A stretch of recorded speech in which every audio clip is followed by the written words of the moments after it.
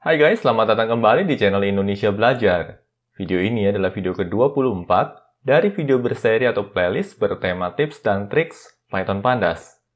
Dalam video kali ini, kita akan mengenal UTC dan konversi zona waktu atau time zone pada Python Pandas. Yuk kita mulai sesi pembelajaran kita.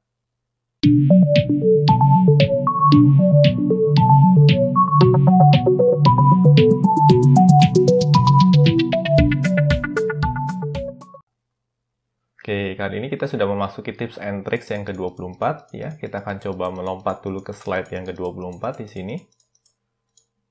Oke, ini dia ya. Topik kita kali ini adalah UTC dan konversi zona waktu atau time zone pada Python Pandas.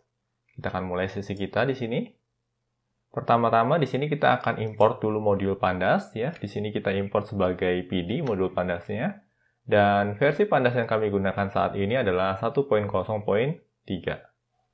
Oke, berikutnya kita akan siapkan suatu studi kasus di sini, dan sedikit berbeda dengan video-video sebelumnya atau sesi-sesi pembelajaran sebelumnya, di mana kita selalu menggunakan data frame.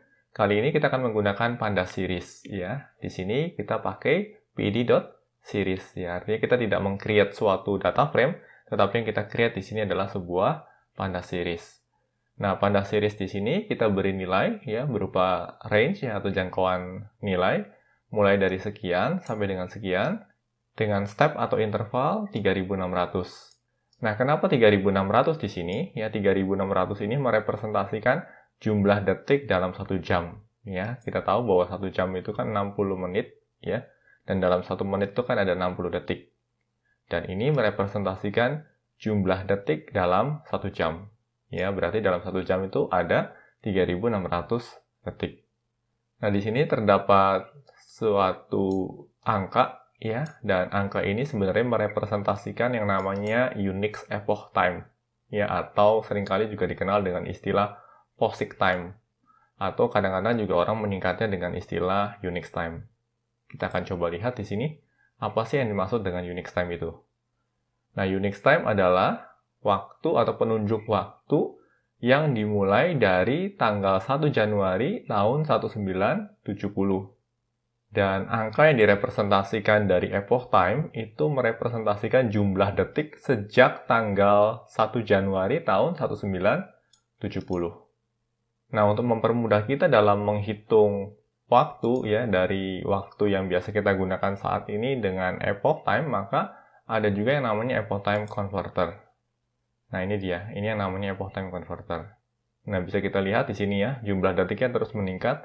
Dan ini, ya, angka-angka ini merepresentasikan epoch time untuk waktu kita saat ini. Nah, untuk melakukan konversi dari epoch time ke waktu kita, ya, misalkan di sini ada epoch time-nya sekian.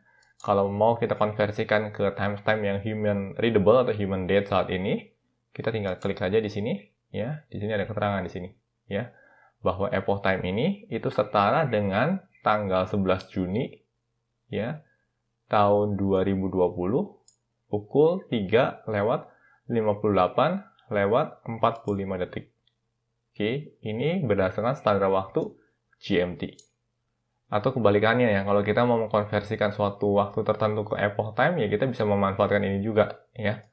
Semisal di sini kita mau pakainya local time, ya. Tanggalnya tanggal sekian, ya. Bulan sekian, ya, tanggal 11 bulan 6 tahun 2020, misalkan. Lalu jamnya, semisal di sini kita pakai jam 11 malam. Oke, kita coba konversikan ke epoch time ya. Dan ini adalah epoch time ya. Oke.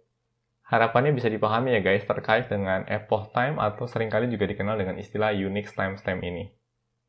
Nah, bagi kalian yang tertarik untuk melakukan eksplorasi lebih lanjut terkait epoch time atau Unix time ini, kami akan menyertakan link untuk mengakses kedua resources ini pada deskripsi video. Ya, jadi kalian yang tertarik, kalian bisa eksplorasi lebih lanjut. Nah, di sini kami menyertakan epoch time ya, di mana ini merupakan nilai awalnya, dan ini adalah nilai akhirnya. Atau dengan kata lain, ini adalah start value-nya, ini end value-nya, dan ini adalah stepper-nya atau intervalnya. Lalu berikutnya, ya, di sini kita akan gunakan deret angka ini untuk dijadikan suatu series.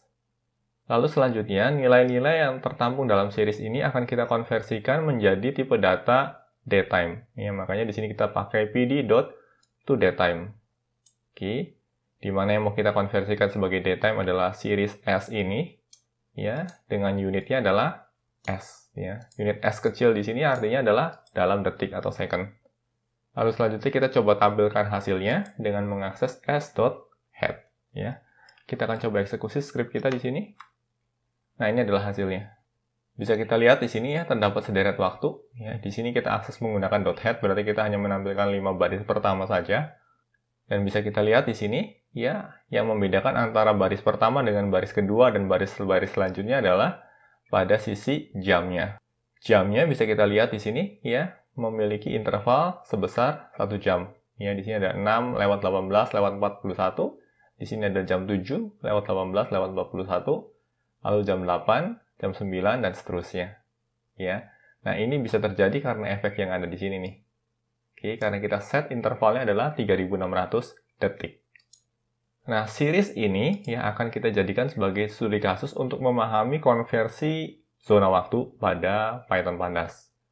Oke, berikutnya kita akan coba lanjutkan ya.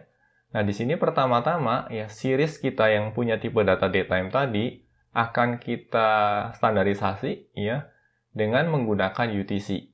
Oke, makanya di sini kita panggil s ya .dt atau dt .tz_localize ya, seperti ini. Lalu berikutnya kita beri nilai string UTC. Nah, begitu kita eksekusi script ini ya, kita lihat ya hasilnya. Nah, ini hasilnya. Maka zona waktu yang kita tetapkan untuk tipe datetime ini adalah UTC. Oke, bisa kita lihat di sini ya muncul keterangan UTC. Kalau sebelumnya ya di sini tidak ada keterangan zona waktu apapun juga. Oke, sedangkan yang di sini ada keterangan zona waktunya adalah UTC. Nah, setelah kita set sebagai UTC, ya berikutnya kita bisa melakukan konversi ke berbagai zona waktu yang lain. Sebagai contoh di sini, ya, kalau kita mau melihat zona waktu UTC ini melalui kacamata local time Asia Jakarta, ya, maka kita tinggal konversikan saja dengan cara s.dt.tzconvert, ya, lalu kita tentukan zona waktu yang baru, ya, semisal di sini adalah Asia/Jakarta. Kita coba eksekusi scriptnya. Nah, ini dia hasilnya. Nah, ini menurut kami merupakan langkah yang cukup mudah untuk melakukan konversi dari suatu zona waktu ya ke zona waktu yang lain. Nah, di sini kebetulan dari UTC kita konversikan menjadi zona waktu Asia Jakarta. Oke, semisal kita mau konversikan lagi nih. Ini kan saat ini sudah di Asia Jakarta ya. Kita mau konversikan menjadi zona waktu Australia Hobart ya. Kita coba eksekusi di sini. Nah, ini dia hasilnya.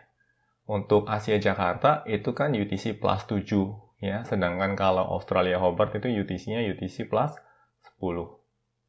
Nah, ini sekedar informasi tambahan bagi kalian yang belum mengenal Hobart. Ya, Hobart itu merupakan salah satu kota di Australia yang berada di state Tasmania.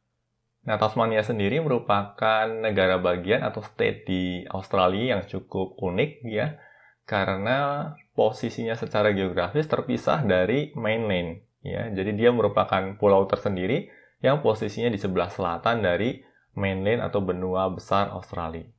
Dan Hobart sendiri merupakan kota di mana saya menyelesaikan studi master dan PhD saya. Nah, bagi saya pribadi, Hobart ini merupakan second hometown saya. Dan banyak sekali terdapat kenangan-kenangan manis selama saya tinggal di kota ini. Oke, demikian tips terkait dengan UTC dan konversi zona waktu atau time zone pada Python Pandas. Semoga tips ini dapat bermanfaat dalam meningkatkan efektivitas dan efisiensi kita sewaktu bekerja dengan Python Pandas. Pastikan juga untuk terus mengikuti tips dan trik lainnya di channel ini. Bila mana ada pertanyaan ataupun masukan terkait materi yang disampaikan dalam video pembelajaran ini, kalian dapat menuliskannya pada kolom komentar di bawah ini. Kami akan selalu berusaha untuk menanggapi setiap pertanyaan dan masukan yang kalian sampaikan. Oke guys, semoga video ini bermanfaat bagi kita semua. Jangan lupa untuk komen, like, share, dan subscribe tentunya, karena ini akan menjadi motivasi bagi kami untuk terus menghasilkan materi-materi pembelajaran berkualitas lainnya. Salam Indonesia Belajar, banyak belajar biar bisa bantu banyak orang.